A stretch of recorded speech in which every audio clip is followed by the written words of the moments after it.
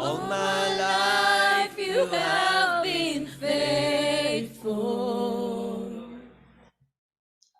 And all my life you have been so, so good.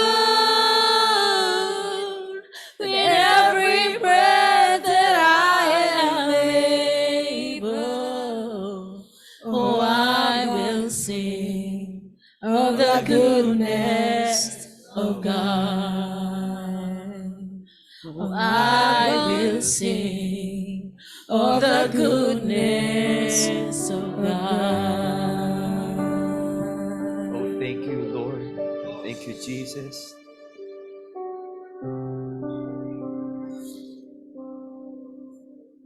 We thank you, Lord. We thank you for everything. Salamat sa lahat.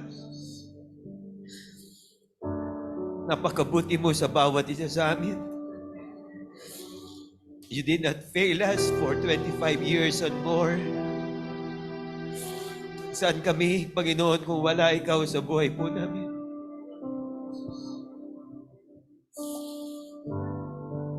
Hindi ka nagkulang. Biyaya mo, Panginoon, ay sapat sa bawat isa sa amin. Lord, ang iyong mga pagpapala, araw-gabi, ang pag-iingat mo sa amin, araw-gabi. Dami naming hindi pagtatapat, ngunit nanatili ka sa iyong salita. Hindi mo kami iniwan. Lord, hindi mo kami ginawang ulila, hindi mo kami ginawang walang ama. Lord, tuwing araw na kami nagkakatipon sa lugar na ito, lagi kang, Lord, naririto ka lagi. Lagi ka naming nararamdaman sa aming mga kalagitnaan. Lord, sa lahat, Panginoon, ng mga pangyayari, naging himala lahat ng ito dahil sa iyo. You are the great miracle worker, O Lord. Sa maraming panahon, iningatan kami sa aming mga pananampalataya. Lord, you have brought us this far. Lord, kaya meron kaming araw ng pasasalamat. Lord, this is not just an anniversary. Lord, this is Thanksgiving. Lord, this is a day of worship. This is a day of praise. Lord, upang ibalik namin sa iyo lahat ng pasasalamat. Lord, sa lahat ng ginawa mo sa amin, sa lahat, Panginoon, na katapatan mo sa amin. Oh Lord, sa pagpapalago sa bawat isa sa amin, hindi lamang sa aming kabuhayan, Lord, maging sa aming mga pamilya, maging sa aming pananampalataya, sa mga tagumpay na ibinigay mo sa amin. Lord, karapat-dapat kang pasalamatan, Panginoon. Tanggapin mo lahat ng mga ito. Oh Lord, tanggapin mo lahat ng aming mga awit, lahat ng aming nihandang mga papuri, Panginoon, sa iyo. At Lord, kung wala ikaw ngayong umaga, magiging walang kabuluhan ng lahat ng mga ito. Oh Jesus, we expect from you. Kami ang iyong mga anak na laging nangangailangan, Panginoon. At Lord, katagpuin mo ang pangangailangan ng bawat isa sa amin. Lord, maaari bang gumawa ka ng isang bagay, O God, na special sa amin ngayong umaga. Lord, nais naming higit na mas malalim ang aming pakikipag-ugnay sa iyo. Mas lalo maging malalim ang aming katapatan, Panginoon, sa iyo. At magkaroon kami ng masigit, O God, na malalim na paglilingkod. Hallelujah, sa lahat ng mga bagay. Ayaw na po naming maging kagaya ng dati. Lord, we are now 25 years as a church. Hallelujah. Lord, we are now a mature and vibrant church. Kaya Lord Jesus, tulungan mo pa kami. Hallelujah, na aming maabot ang kasakdalan. And Lord, one day we look forward to the promise. There is a church that will really make it to the rapture. Lord, a church without spot, without wrinkle, or any such thing. Church that made herself ready. Lord, and perfect. At ang sabi na yung salita, hallelujah, they are clothed in fine linen, clean and white. And the clean and white, fine linen is the righteousness of the saints. O aming Ama, purihin ka, sambahin ang ngalan mo. Lahat ng ito ay aming hiling sa pangalan ng Panginoong Kristo Jesus. Amen. Amen. Palakpakan natin ang ating Panginoon. Thank you, Lord. Thank you, Jesus. A happy church anniversary, 25 years. Hindi po napakahaba ng 25 years. Sa umagang ito, gusto ko din i-greet lahat nating mga kamanggagawa. Good morning. Praise be the name of the Lord. Maraming salamat at tayong lahat ay magkakasama sa umagang ito. Pwede ba ako makapag-share ng salita ng Diyos? Can I address the church as a 25-year-old church? Pwede ba tayong mag-usap ngayong umaga as 25-year-old na Kristiyano? Okay. So we are not going to talk like a child. Let us talk as a man. Okay, so gusto ko lang puntahan natin yung ating presentation sa umagang ito. Okay, and after this, tayong lahat ay makakaupo. Okay, so ang subject po natin ngayong umaga ay tungkol, mga kapatid, sa the mystery of the silver cup. At lahat ng ito ay may kaugnayan, mga kapatid, kay Joseph. So let us bow our heads instead, and bago tayo mag-pray o bago tayo pumunta sa Word of God. Lord Jesus, we are about to read your words. We pray na ikaw, Panginoon, ang magpala sa mga salitang ito. We are not worthy to open it, but Lord, make us worthy through the blood of our Lord Jesus Christ. We pray that you are going to make us sanctified this morning. Forgive us of our sins, and Lord Jesus, cleanse us from all our iniquities. We ask all these things in the name of the precious Lord, our Savior, Jesus Christ. Amen. Makakaupo po tayong lahat. Nakipagpalain tayo ng ating Panginoong Jesucristo. So maraming salamat uli sa paanyaya ng ating buting pastor. At happy anniversary sa Omega Bride. At ang pagbati ay pinapaabot ng ating mga kapatid sa Original Faith sa Pulilan.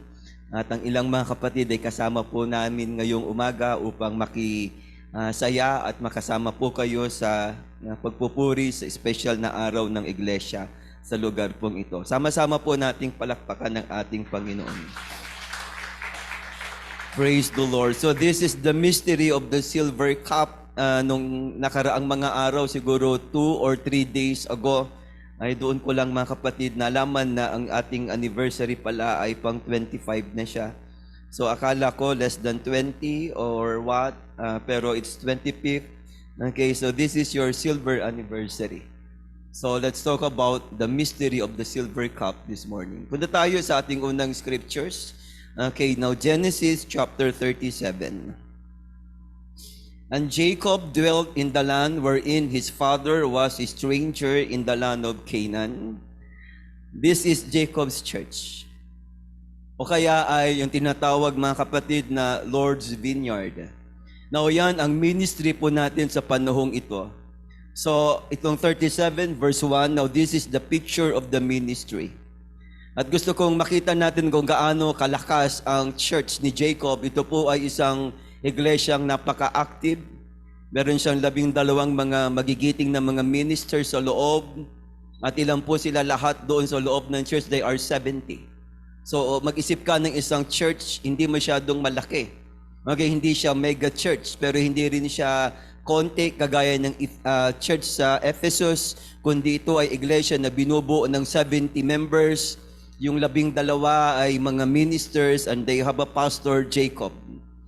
So that's how strong the ministry is. Okay, 70 souls in the church. Verse number 2 or verse 2.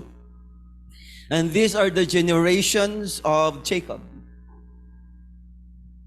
Okay, paki-follow ako na verse by verse, please. Pakibilisan yung kasi ang dami nating scriptures. And these are the generations of Jacob. Joseph nagahang. Okay, Joseph being 17 years old, okay, was feeding the flock with his brethren. Okay, and the lad was with the sons of Bilhah and with the sons of Zilpah, his father's wives. You cannot go any faster.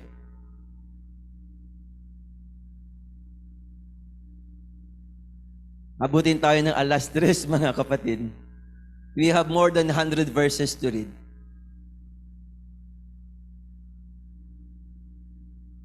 Okay, ulitin natin now, verse 2. These are the generations of Jacob.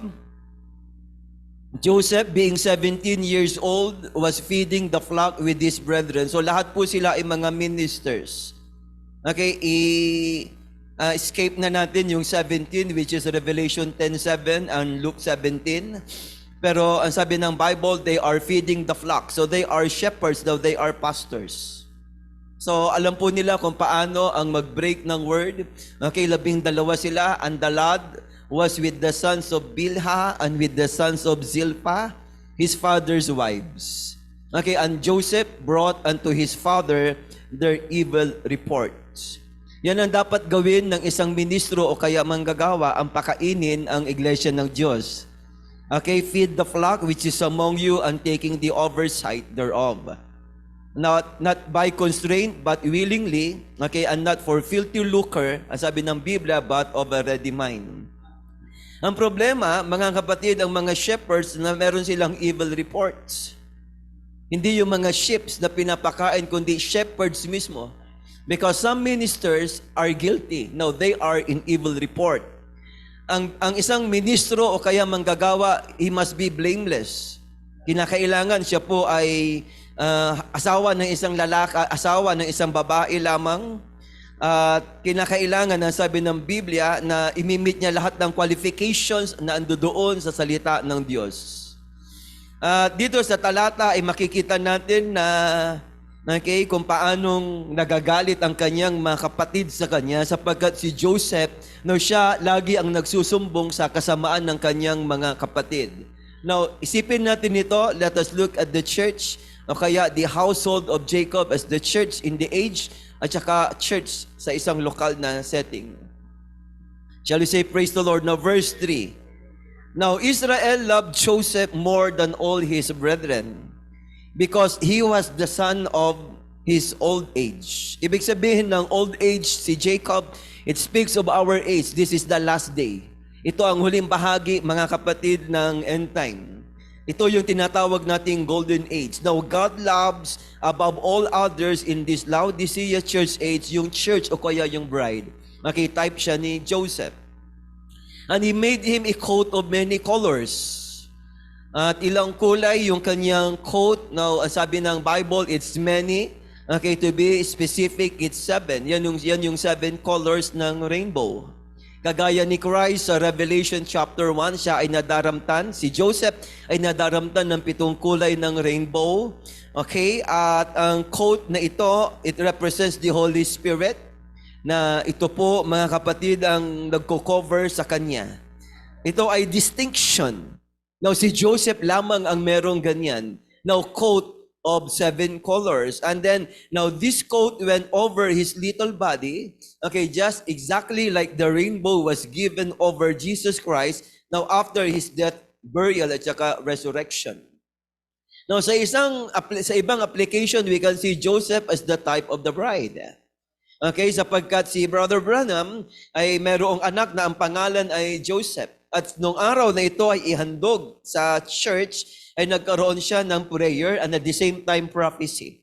At habang hawak-hawak niya si Joseph, ang sabi niya, Joseph, my son, now thou art a prophet. Ang aking prayer sa iyo, pag ako ay namatay na, ay ibigay ng Diyos sa akin yung aking Biblia at ipangaral mo yung aking Biblia. Okay, and that someday, kung idadagdagan po natin yung kanyang, okay, yung pagbanggit sa kanyang sinabi, now double it times double and put on Joseph, okay, now this Bible, then when I live, okay, he will take my place. Kaya may isang brother sa South Africa na nanahi mismo ng coat at ibinigay kay Joseph. Diba? At ang sabi niya na ito ay napakaganda, kinunan niya ng picture at ipinadala ang picture sa isang brother na ang pangalan, mga kapatid, ay Brother Toms. Just exactly like verse number 3. Okay, now Joseph was given a coat of many colors. Si Joseph na anak ng prophet ay hindi po agad-agad lumabas. Okay, ang sabi ng Panginoon, I'm going to give you a son and call his name Joseph. We know this story, ang lumabas, mga kapatid, ay babae after 4 years, kaya yung mga unbelievers, ang sabi doon, was it Josephine? Are you sure? Or Joseph, yung sinabi ng Panginoon. So they waited another 4 years and then finally dumating mga kapatid si Joseph. Sabi niya, hindi Joseph Sabi niya, it's a boy. At after 4 years, sapagkat ang sabi ng doktor, imposible, Reverend, na ikaw ay magkaroon pa ng anak sa asawa mo. Baka sa ibang babae ka magkaroon ng anak. Pero ang sabi niya, mga kapatid, no. The Lord promised me, He will give me a boy. Pang-apat na CS na yon, or pangatlo ba? Okay, pero dumating pa rin yung sinabi ng Panginoon Joseph. Sapagkat si Joseph ay type, mga kapatid, din ng church. Shall we say amen? Type siya ng bride, okay, and then type din siya ni Jesus Christ. Pero ayoko mag-dwell doon para hindi maghalo-halo yung ating mga thoughts. Now, verse 4. And when his brethren saw that their father loved him, more than all his brethren, they hated him and could not speak peaceably unto him. So nakita ninyo kung anong ginagawa ng jealousy amongst us? Pag merong jealousy sa loob ng church, it kills brotherhood. Now, it will kill brotherly love. Meron bang brotherly love sa church na to? At ang sabi ng Biblia, hindi sila, mga kapatid, nag-uusap ng maayos. They could not speak peaceably unto them. Is there any communication gap among you? Do you love one another? Okay, praise the Lord. Ang sabi ng Panginoon sa Book of Galatians, pag kayo'y magkagatan, siguraduhin ninyo, huwag kayong mauubos. Di ba? Ang mga Corinthians, merong competition doon sa loob. And then, sabi ng isa, maka-Apollos kami, maka-Peter kami, maka-Paul kami, so they are divided, okay, in the ministry. Pero isa lang ang merong unity, ang Ephesians. Ang Ephesians, meron po silang unity. Nung sinabi ng Bible dito sa verse 4, and they hated him. Okay, sa oras na yan, Pastor Jay, pinatay na nila si Joseph. Now, namatay na kaagad si Joseph sa verse 4 pa lang. Hindi pa siya pinagtatangkaang patayin. Hindi pa siya, mga kapatid, inihuhulog doon sa balon. But they already murdered him. Now, they already killed his influence. Alam natin ang scripture, if you hate your brother, especially without a cause, now you are a murderer. Amen. Palakpakan nga natin si Lord. Okay, verse 6. Oh, yes, verse 5 and 6. And Joseph dreamed a dream, and he told it to his brethren, and they hated him yet the more. Ang mga taong spiritual at mga propeta o kaya special lamang ang laging nananaginip. Spiritual in the sense na ang kanilang mga kaisipan, now they are sanctified. Now, malinis, kaya ang Diyos po pwedeng bumaba sa kanya kahit na siya ay natutulog. So, yung mga mapanaginipin, they are spiritual.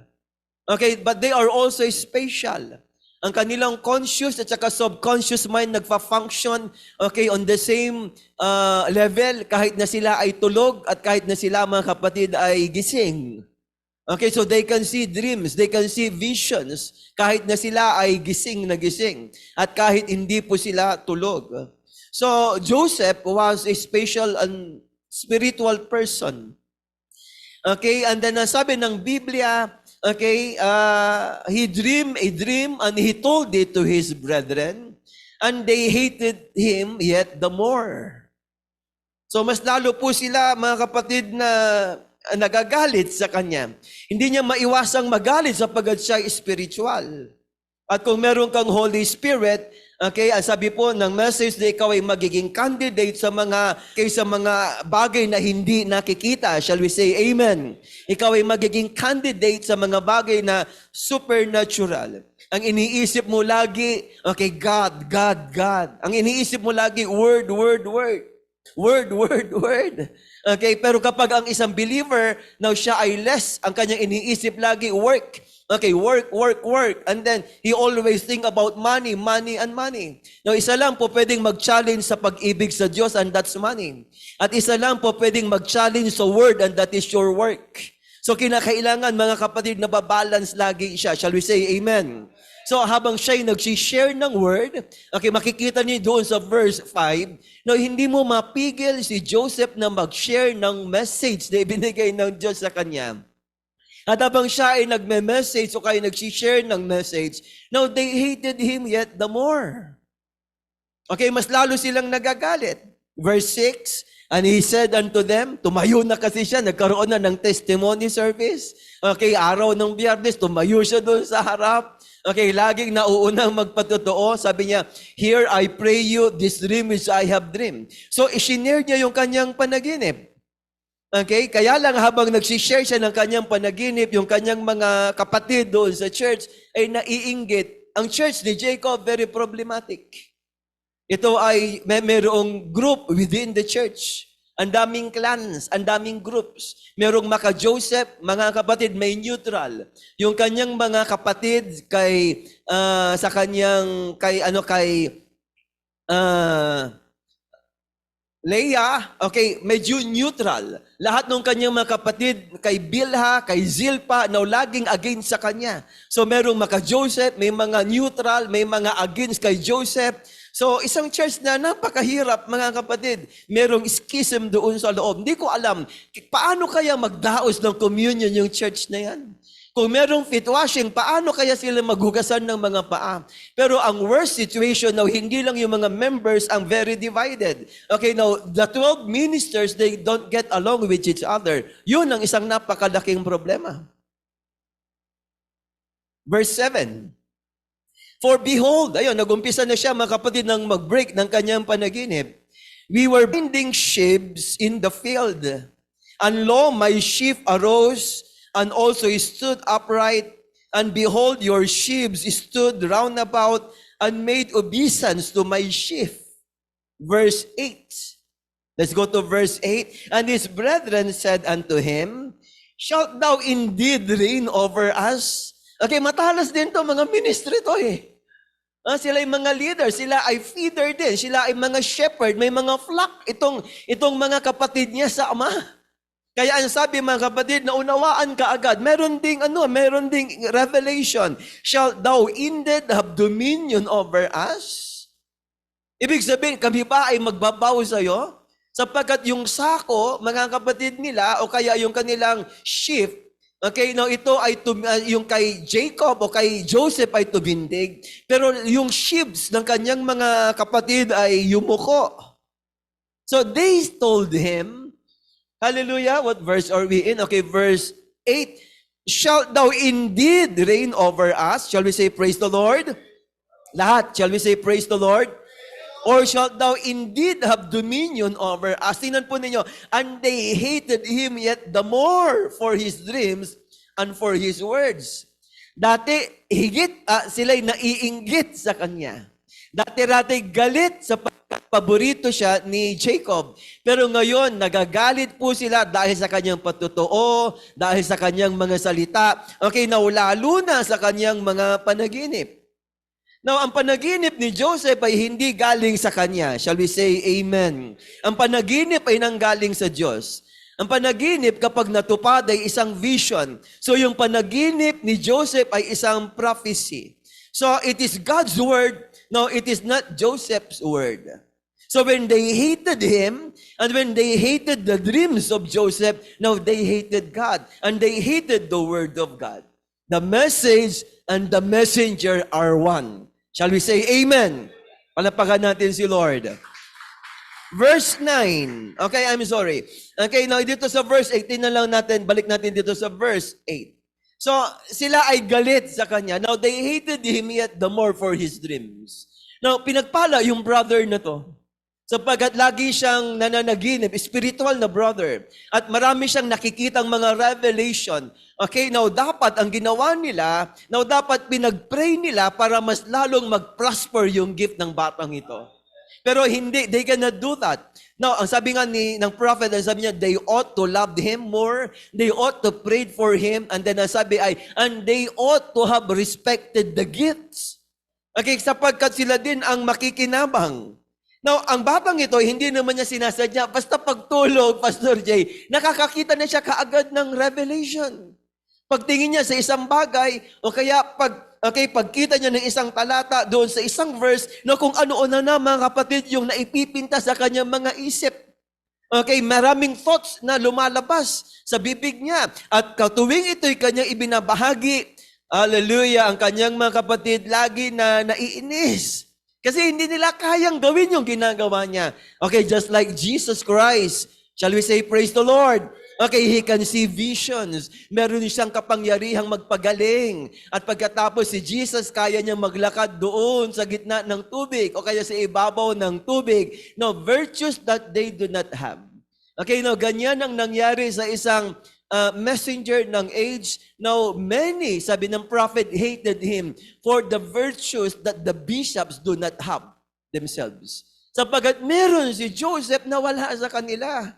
Ano magagawa natin kung meron doon sa isang brother, okay, na wala sa iyo? O kaya ando doon sa isang sister na hindi ibinigay din sa iyo. No, hindi natin dapat ikumpara yung ating mga sarili. Shall we say amen? Hindi dapat tayo mainggit. Hindi natin dapat, mga kapatid, na i-put down lalo yung gift na yon. Okay, ang sino man na hindi tatanggap sa kaloob ng Diyos sa iglesia, ay tinatanggihan niya yung nagbibigay ng kaloob. And that is God.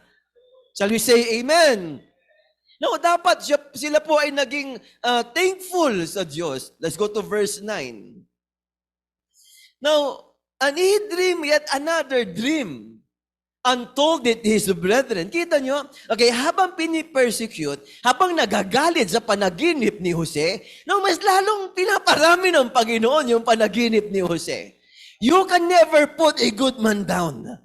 Tandaan natin, okay, ilis na po sila sa panaginip, offended na sila doon sa revelation. Now, ayaw na po nilang makinig doon sa panaginip. Habang nagagalit sila sa panaginip na ibinibigay ng Diyos kay Joseph, kagaya ng isang kwitis, kagaya ng isang Roman candle. Di ba, galing doon sa church age, lumabas yung seals, at galing doon sa seals, lumabas yung mga vials, and then galing doon sa vials ay lumabas, mga kapatid, yung three woes. Now, walang hinto. Light upon light follows, hanggang mamaya yung buong book of Revelation ay nabuksan, nag-umpisa lang sa isang revelation. Shall we say, praise the Lord?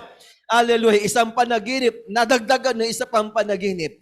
Okay, kung inaayawan mo yung salita ng Diyos, mas lalo, mga kapatid, na lumalago yung salita ng Diyos kay Jose. Now, meron siyang bagong panaginip. Okay, 9, I have dreamed a dream more. Siguro, mas lalong inggit yung kanyang mga kapatid, di ba? Mas lalong galit na galit sa kanya. And behold, the sun and the moon and the 11 stars made obeisance to me. So mas detalye ngayon yung panaginip. Okay, may bilang na siya. At ang sabi niya, no, 11, it should be 11. 10 plus 1. Okay, plus si tatay, tapos si nanay. Ang ibig sabihin ng nanay dyan, hindi si Raquel. Kundi ibig sabihin ng nanay dyan ay si Leah kasi patay na dyan si Raquel. So, kita nyo, from sheaves. Okay? Kita niyo yung salita, diyan na me. Shall we say, praise the Lord? Ang sabi niya kanina, okay, yung shift ni Joseph ay nakatindig. Okay, yung shift ng kanyang mga kapatid ay bumaba at yumuko sa kanya. Pero the dream is now given in details. Kasama ang buwan, okay, kasama ang araw, and then kasama ang 11 bituin, at tapos ang sabi niya, at silang lahat ay yumuko. Okay, very direct yung revelation. Yumuko sa akin. Okay, so it became detailed. Mas lalong naging malinaw, mga kapatid, yung picture. Okay, verse 10. And his father, okay, shall we say, praise the Lord? Lahat ba nakikinig?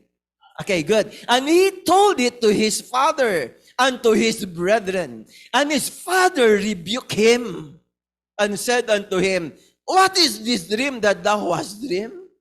Shall I and thy mother and thy brethren indeed come to bow down ourselves to thee, to the earth? So galit si tatay. Okay, pero mga kapatid, pinapakita lang ni Jacob, okay, yung salitang ito para hindi gaano, mga kapatid, na mainis yung kanyang mga kapatid. Baka sabihin masyadong konsentidor si tatay sa ating kapatid na ito. Pero tandaan natin, now Jacob, okay, listen, was a prophet. Tapos si Joseph, now siya rin ay prophet. Kaya naiintindihan ni Jacob ang panaginip ni Joseph. Silang dalawa lang ang nagkakaintindihan. Shall we say amen? Okay, now verse 11. And his brethren now invade him, Okay? But his father, now observe, now the saying, yan ang right attitude.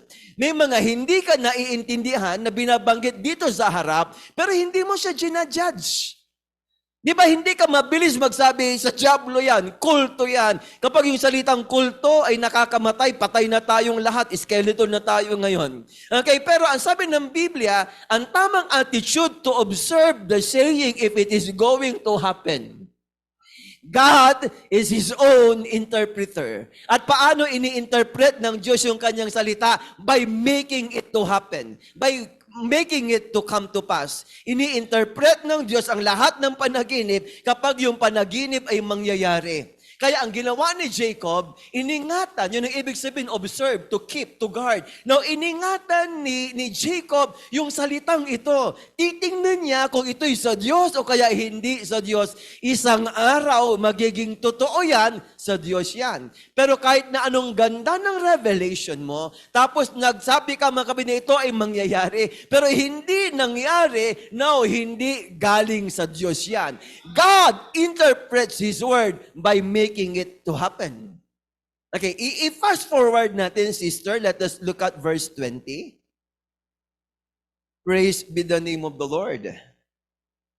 Sa verse 20, now come now therefore, and let us slay him. Okay, alam natin yung kwento kasi tayong lahat ay believers ng message. Shall we say amen? Lahat? Shall we say amen? Okay, palakpagan nga natin lahat din ng Panginoong Yesus. Okay, and cast him into some pit, and we will say some evil beast have devoured him, and we shall see what will become of his dreams. Patayin natin, tingnan natin. Sige nga, pag ikaw ay pinatay namin, tingnan natin ano ang mangyayari sa mga panaginip mo. Hallelujah! At ang sabihin natin kay tatay, tay, yung anak na mahal mo na binigyan mo pa ng tunika na 7 ang kulay, o pasensya ka na, merong masamang balita, siya ay nilapa ng mabangis na hayop. Sila yung mabangis na hayop.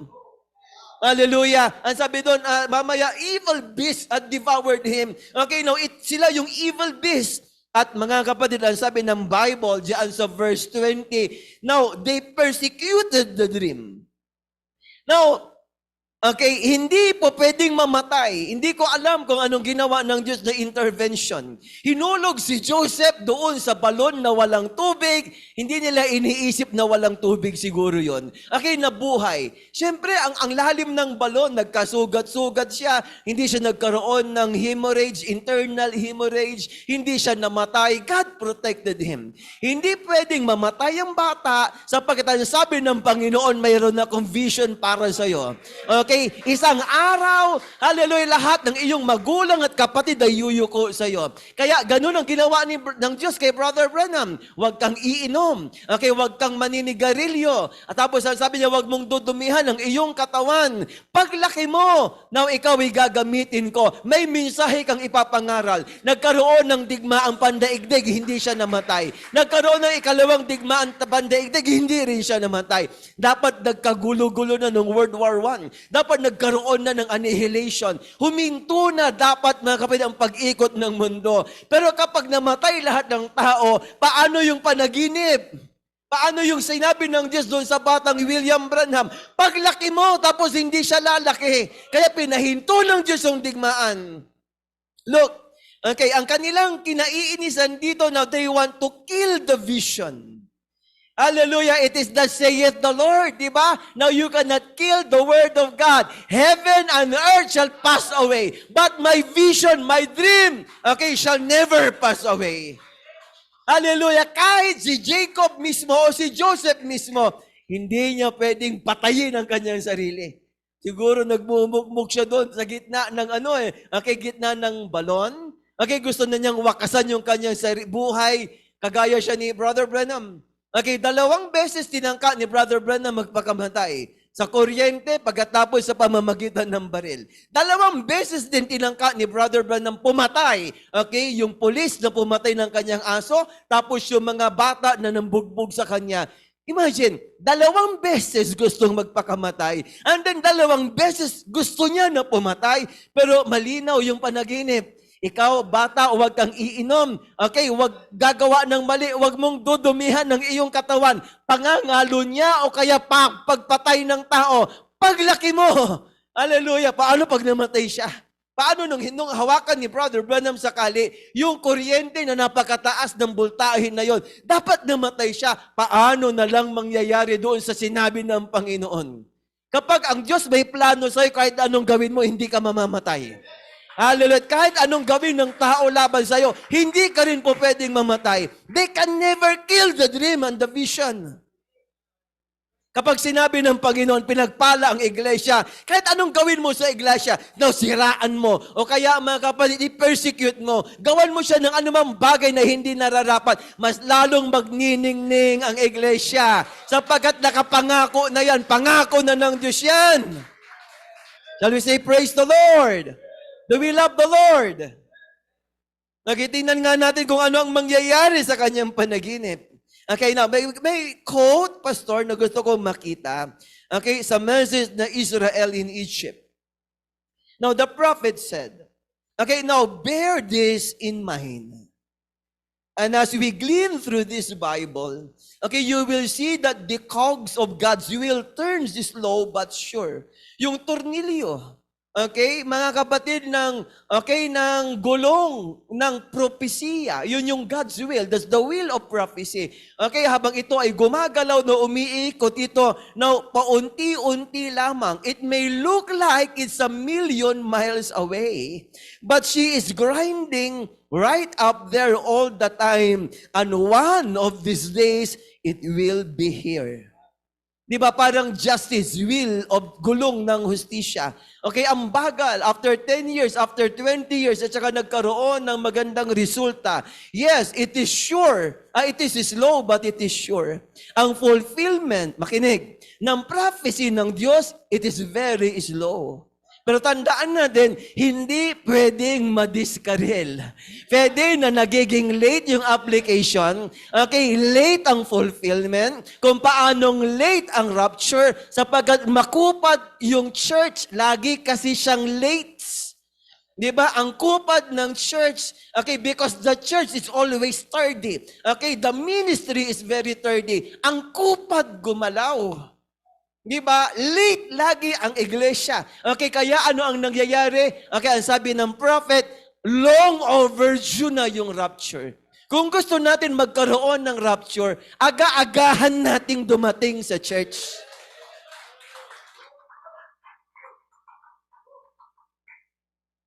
Shall we say amen? Okay, so you know what happened next? So, dito, ang inantay nila ay 23 years.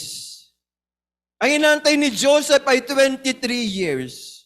Naipangaral na ni Pastor Jay, marahil at ako ay sigurado. Okay, Joseph from the father's house and then dinala siya sa Potiphar's house, di ba? Tama? And then sa bahay ni Potiphar, dinala siya, mga kapatid, doon sa prison house. At doon sa bahay na sa prison house, I should say, ay dinala siya ng Panginoon doon sa kingdom o kaya doon sa palace, kay Pharaoh's house. Napakabilis ipaliwanag at banggitin. Pero in practice, napakatagal. Mga kapatid, 13 years yan eh. So dumaan siya sa napakahabang proseso. Okay, napakahaba mga kapatid ang 13 years. Pero ang panaginip siguradong matutupad sa kanyang panahon. Hallelujah! Huwag tayong magmadali, okay, sa fulfillment ng salita ng Diyos. Okay, kung minsan pagpastor ka, tandaan natin, kung gusto mo magpastor, ang unang-una na virtue, meron ka patience. Sapagkat kung wala kang patience, kung po pwede sakalin mo na yung membro, ang tagal-tagal mong mag-mature. 25 years ka na. Pag dumating ka, late pa rin. Kailan ka matututo? Di ba may part ka pa naman sa gawain? Di ba? Nagsasuffer yung gawain. Okay, sa totoo lang, sometimes we are running out of patience. You can't blame them. You cannot blame them. Andito yung mga kapatiran ko sa Pulilan. They know how impatient am I. Diba? Mabuti, hindi sa Pulilan to. Huwag kayong magagalit, nagpapatawa lang ako. Kung hindi, tinapon ko lahat ng musicians sa labas. Anniversary, late. I'm sorry, pero I'm very honest, I'm very frank. Diba? Next time, when you invite us in your anniversary, please come earlier. Mga kapatid, I'm sorry, I do not want to spoil your day, pero mga kapatid, real talk, sabi ko sa inyo, na mag-usap tayo, hindi yung parang bagong Kristiyano, tagal na natin magkakilala. Di ba, tagal ko nilang beses na ako nakatayo dito sa pulpito ng to. Di ba, mag-usap tayo as 25 years old na iglesia. Hindi tayo 5 taon, Brad. Hindi to 10 taon. Pag ito 3 taon, 5 taon, pag ang daming kapalpakan, okay lang. Pero pag 25 years, that's intolerable. For me, that's unpardonable. We are 25 years in the ministry. 25 years as a church. Di ba? Huwag tayong mag-uugali na parang 5 taon lang. Di ba? Kako-convert lang kahapon. Ano ba yun? And then we say, we will be in the rapture. Now, what are we doing?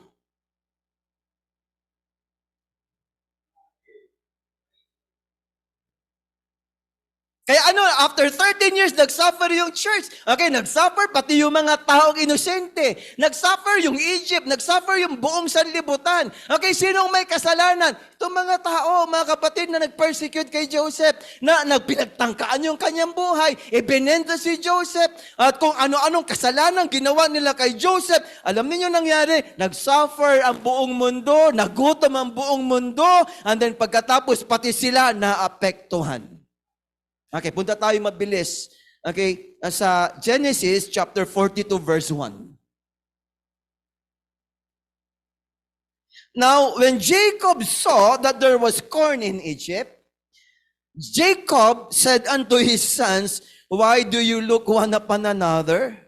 Verse 2, and he said, behold, I have heard that there is corn in Egypt. Get you down tighter and buy us from thence, that we may live and not die. Ang daming mga Kristiyano sa loob ng Kanaan, okay, doon sa promised land. Now, they are hungering and they are about to die. Hindi natin pinag-uusapan yung mga nasa wilderness kasi bago pa yun eh. Okay, andoon na sila sa Kanaan. Andoon na sila sa message circle. Andoon na po sila sa loob ng message. Pero walang pagkain. May program, may kantahan, okay, may mga gawaing fellowship, o kung ano-ano na ang sabi ni Brother Branham, iba-ibang mga pakulo, pero walang pagkain makain doon sa loob. Kaya ang sabi ni Jacob, sabi ng pastor, punta kayo doon sa Egypt, bili kayo ng pagkain. O kung hindi, look at verse number 2, verse 2, that we may live and not die. Anong ginagawa ni Joseph doon sa ibang lugar? Nagbubukas mga kapatid ng mga storehouses. Hallelujah, nagpapakain sa mga tao. Now, Joseph was opening the storehouses in Egypt. Okay, pero saan yung mga believers? Saan yung mga anak ni Israel? Di ba ang Israel type ng church, walang makain bro sa loob. May message books, walang makain. May Bible, walang revelation. Mga kapatid, is this happening? Yes. 3. And Joseph's 10 brethren went down to buy corn in Egypt. 10. There's no bread in the church. Ang tawag dito, binanggit to ni Brother Branham sa message na leadership, di na po natin babasahin. Okay, they can sing, they can dance, they can scream. Brad, ang message na to, hindi lang to pagsayaw sa harap. Hindi lang to pagkanta. The moment you sing, do not sing to entertain. Now, you sing in front and worship God. Diba? Hindi lang ito pag mga kapatid, yung pagdalo ng gawain, umaatin kami ng gawain, nakaka-bless ang mga gawain. Pero higit pa doon, mga kapatid, personal na pakikipag-ugnay ang message na to. You can dance, you can shout, you can scream. Okay, and then sabi ni Brother Branham, okay, you can do religious motions. Yung Katoliko, hindi tayo against sa Catholicism. Pagpunta ng linggo, pagkatapos body of Christ, amen. Okay na, uwi na ako. I've done my religion, I've done my part. Okay, pumunta ng linggo, nagbigay ng ikapo, pagkatapos umuwi na, ayos na yun. Mga kapatid, that is just a religious motion. Di ba? Punta ng church, makinig, and then pagkatapos, magbigay ng tithes, magbigay ng offering, and then mag-special song, okay na, uwi na. No, magaganda lahat yon. Pero kapag walang plus, religious motion lang yon. Meron pa rin starvation. Ano na ginawa ng message na ito sa iyo? Tinuruan lang ba tayong magpahaba ng buhok? Tinuruan lang ba tayong magsuot ng palda? Eli Soriano nagtuturo niya na. Hindi mo kailangan ng sales para malaman yan.